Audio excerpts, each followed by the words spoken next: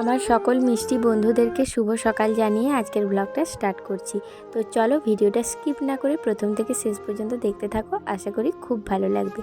আর যারা প্রথম আমার ভিডিও দেখছো প্লিজ চ্যানেলটা সাবস্ক্রাইব করে পাশে থেকো, আমার পুরো জার্নিটা জীবনের দেখতে থাকো। তো ভগবান জানে জীবনে কেউ জানে না কার জীবনে কি ঘটতে চলেছে। তো হঠাৎ ঘটে যাওয়া আর প্রতি মুহূর্তে প্রতিদিন সেকেন্ডে ঘটে যাওয়া জিনিসগুলো দুটোর মধ্যে অনেক পার্থক্য, যেটা আমার সঙ্গে ঘটে চলেছে। তো তোমাদেরকে একটা কথা বলি ভিডিওর শুরুতেই, তো ঐশীকে আমরা ডাক্তারের কাছে নিয়ে যাব, পুনে যাওয়ার প্ল্যান করছি। তো যতটা তাড়াতাড়ি সম্ভব আমরা ওকে নিয়ে যাচ্ছি। জানি না ভগবান কি লিখে রেখেছে, ভগবানের কাছে দিনরাত প্রার্থনা করছি যাতে ও পুনের চিকিৎসায় সুস্থ হয়ে যায় আরও বাকি বাচ্চাদের মতো। তো সেইভাবেই যখন যাব তোমরা দেখতে পাবে, তোমাদেরকে প্রত্যেকটা জিনিস তোমাদের সঙ্গে শেয়ার করব। যেহেতু তোমরা আজ 1 মাসের বেশি হয়ে গেল আমার সঙ্গে আছো, তো ঐশীকে তোমরা অনেকে প্রচুর ভালোবাসো, সকলে যারা বন্ধু আছো সকলেই ঐশীকে খুব ভালোবাসো। তো সেই কারণে প্রতিটা দিনের আপডেট তোমাদেরকে আমি দিতে থাকবো। তো দেখতেই পারছো জামা কাপড় কাচা হয়ে গেছে আর জামা কাপড়গুলো এখন মেলে দিচ্ছি। তো কমফোর্টে ভিজিয়ে রেখে আমি ঘর মুছতে গেছিলাম। তো ঘর মোছা হয়ে গেছে আর এদিকে এখন আমি জামা কাপড়গুলো মেলে দিচ্ছি।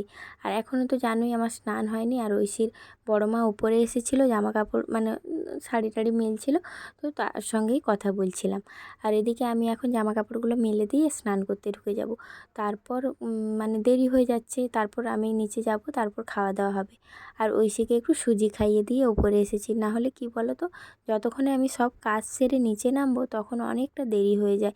আর ওর প্রচণ্ড খিদে পেয়ে যায়, তখনই ও বিরক্ত হতে থাকে, খিদে পেয়েছে তো বলবে না, খুব বিরক্ত হতে থাকে আবার ক্লান্ত পথচারী, এই কাঁটার মুকুট লাগে ভারী, গেছে জীবন দুদিকে দুজনারি, মেনে নিলেও কি মেনে নিতে পারি, ছুতে গিয়েও যেন হাতের নাগালে না পাই।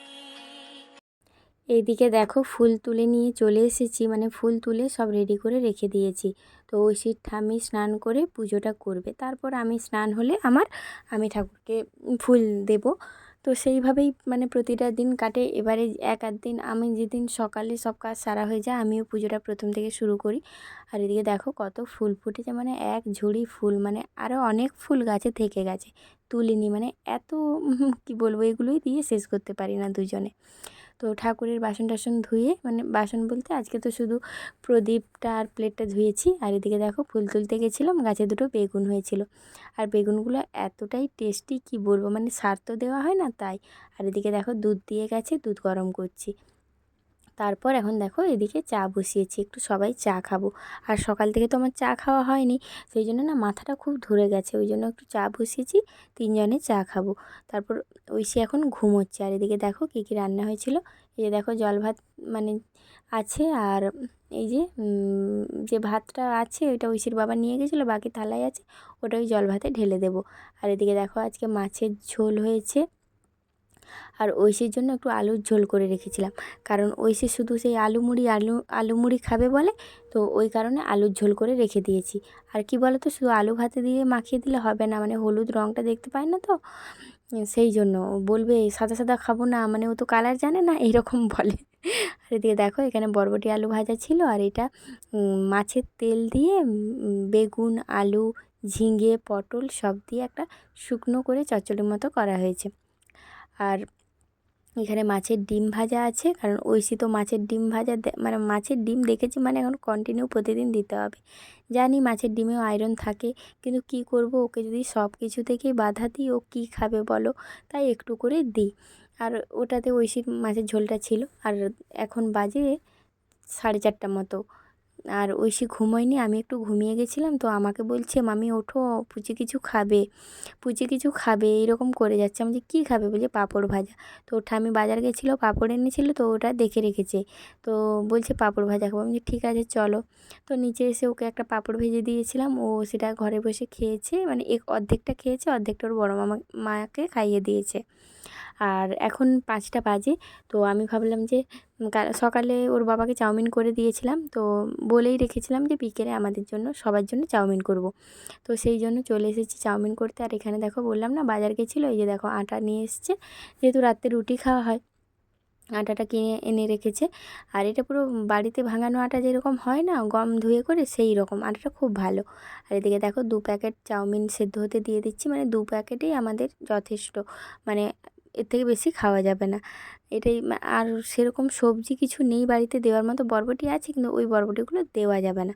আর বরবটি ভাজাও হয়েছিল দুপুরে, সেই জন্য আর বরবটি দিলাম না, আলু পেঁয়াজ লঙ্কা দিয়ে করছি। আর একটা ম্যাগি মশলা আছে ওটা দিয়ে দেবো, বাস তাহলেই হয়ে যাবে। তো এটা এখন করছি আর চাটাও করে নেব একসঙ্গেই। তো চা চাউমিন একসঙ্গে খেয়ে নেব, আবার কখন চা করব দেরি হয়ে যাবে। তারপর রাতের রান্না আছে আবার। এদিকে দেখো পেঁয়াজ আলু কেটে রেখেছি আর লঙ্কাটা কুচি করে এটার মধ্যে দিয়ে দেবো।